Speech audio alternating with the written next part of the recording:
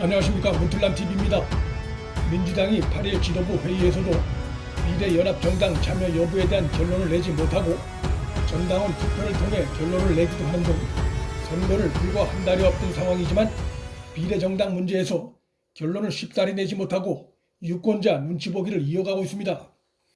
민주당에선 비례연합정당 참여 여부에 대한 전당원 투표 실시라며 투표의 대상에 대해 설명하고 있지만 정의당과 민생당, 녹색당 등의 참여가 불투명한 상황이기 때문에 이런 식의 설명은 민주당의 비례정당 참여가 이율배반적이고 낯뜨거운 일이라는 것을 스스로 알고 있다는 방증이며 또한 그로 인해 발생할 수 있는 중도층 등의 이탈을 두려워하고 있다는 방증이기도 합니다. 그런데 이낙연 더불어민주당 공동상임 선대위원장이 8일 비난은 잠시지만 책임은 4년 동안 이어질 것이라며 비례정당에 반대해 오던 그간의 태도에서 180도 돌변해 민주당의 비례정당 참여 지지를 넘어 주변에 적극 독려한 것으로 드러났습니다. 진중권 전 동양대 교수는 이낙연의 이 발언을 인용하며 욕먹어도 고했으면 책임이라도 져야 하는데 책임은 당원들에게 떠넘기다며 고작 양정철 꼭두각시 노릇이나 하는 것이라고 신란했습니다. 이낙연의 이날 발언의 더 큰 문제는 그가 친문 지지층 눈치를 보고 거기에 얹혀서 가려 하다 보니 선거에서 중도층이 차지하는 큰 영향에 대해 모질고 있다는 것입니다.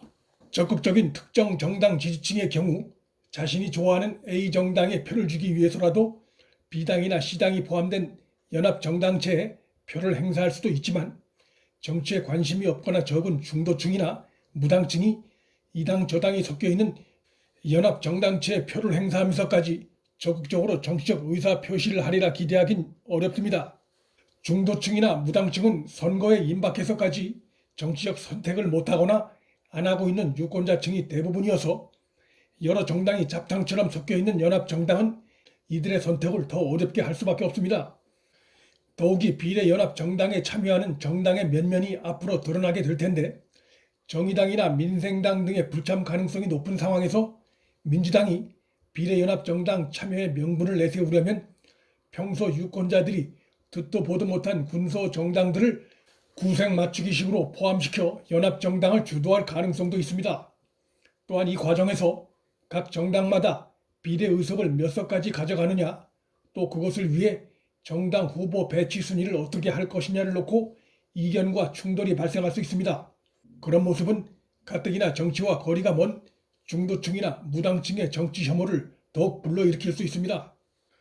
무엇보다 선거운동이 본격화되면 비례연합정당이 어떤 정당인지 어떤 정책을 추구하는 정당인지 어떤 색깔의 정당인지 유권자에게 설명해야 하는데 비례연합정당을 구성하고 있는 정당들이 다 다르기 때문에 이들이 내세우는 정강 정책이 다 다를 수밖에 없고 따라서 일치된 정책을 유권자들에게 내세울 수가 없습니다. 이런 상태에서 유권자에게 정당 투표를 해달라고 하는 것은 일종의 유권자 모독 행위나 다름없습니다. 어떤 유권자가 반대하는 정책을 펴는 정당 후보에게 표가 갈 수도 있는 상황인데 묻지 말고 표를 달라고 요구하는 것은 모렴치를 넘어 유권자를 기만하고 정치를 희화화하는 것입니다. 미래한국당의 경우는 미래통합당과 정책이 같다는 분석이 가능하지만 비례연합정당의 경우는 어떻게 해서든지 비례 의석을 확보하거나 조금이라도 늘리겠다는 목적 외에는 그들 사이에 공통점은 없습니다. 이런 상황은 정당을 보고 투표한다는 정당 비례 투표의 본래 정신을 근본적으로 훼손하는 것입니다. 또한 A라는 군소정당에 표를 주고 싶지만 그 유권자가 관심이 없거나 싫어할 수도 있는 B라는 정당에게도 표가 갈 수 있는 유권자 투표 가치가 왜곡되는 현상이 발생할 수 있습니다. 민주당이 수일 내에 비례연합정당 참여 여부를 놓고 전당원 투표를 실시한다고 하는데 수일 내라면 비례연합정당에 어떤 군소정당들이 참여하는지 몇 개 정당이 참여하는지 기본적인 콘셉트도 구체화되지 않은 상태일 것이고 이런 상태에서 당원들 대상으로 참여 여부 투표를 실시한다는 것은 뜬구름 위에 집을 짓는 투표나 다름없습니다. 이런 점에서 당원들에게 이런 무책임한 요구를 한 정당의 지휘부뿐만 아니라 많은 문제점이 있음에도 불구하고 찬성표를 던질 당원들도 정치 희화화에 무거운 책임을 지는 당사자가 될 수 있습니다. 정의당은 비례연합 정당에 불참하는 것이 당의 선거에 도움이 된다는 판단하에 불참을 결정한 것이고, 민주당은 원내 제1당 자리를 빼앗기지 않기 위해 비례연합 정당 참여를 서두르고 있는데, 이렇게 됨으로써 두 당은 비례 의석을 놓고 혈투를 벌이게 됐고, 이런 상황은 두 당의 지역구 선거에서의 공조의 길도 사실상 차단시키는 결과를 초래합니다. 지역구 선거에서의 막판 단일화 같은 공조는 정당 비례 투표에서의 전략적 공조를 전제로 한 것인데, 이것이 근본적으로 막힘으로써 두 당은 4.15 총선에서 전면적인 혈투를 벌일 수밖에 없게 됐습니다.